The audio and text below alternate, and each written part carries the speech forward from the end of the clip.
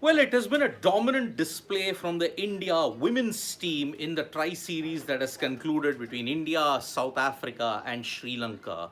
The India women's team notched up a record 342 for 7 on the back of Smriti Mandhana's 11th ODI century.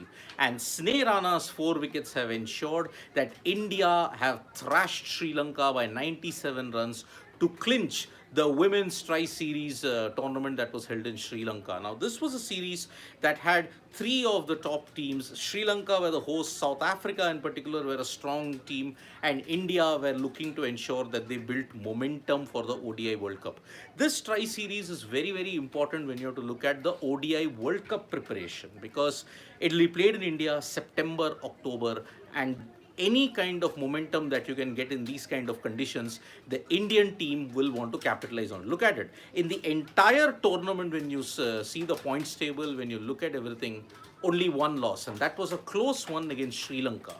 But against South Africa, against the rest of the things, it is a really huge achievement that they have had. So, this is a big achievement that the Indian women's team have had. So Smriti Mandhana led from the front with a brilliant century. She's been having a purple patch for the last couple of months.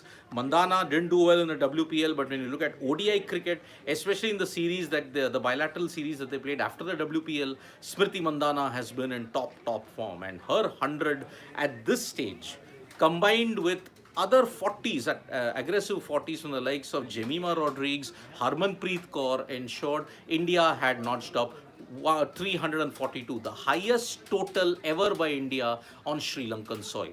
Then looking at the way how it was, Chamari Atapattu made a 50. She was keeping Sri Lanka in the hunt, but it was too much for them to chase, and the rest of the batting didn't really have that much of firepower. And because of that, Sneh Rana took up 4 wickets, which ensured that she ended as one of the leading wicket takers in the Tri-Series tournament. She had a 5-wicket haul, remember, against South Africa.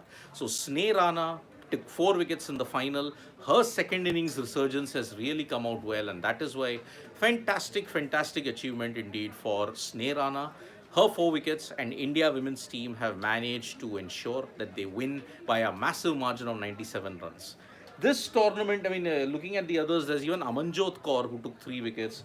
The others also, Sri Charani took 1 wicket, and a strong group of experienced cricketers and a core youngsters group have ensured that India have been dominant throughout this tri-series.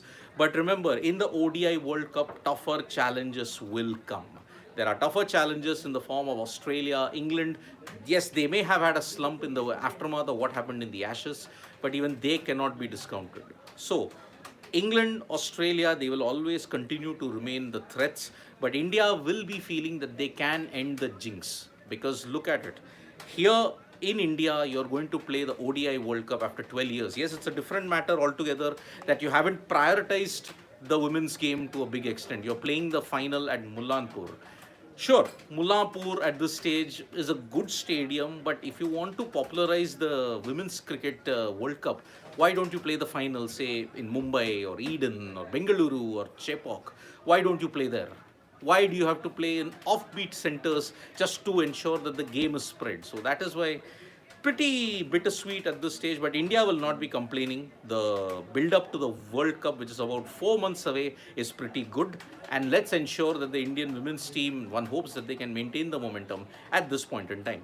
Thank you so much, folks, for joining us for this video. Subscribe to Sports Today for all the latest news and analysis.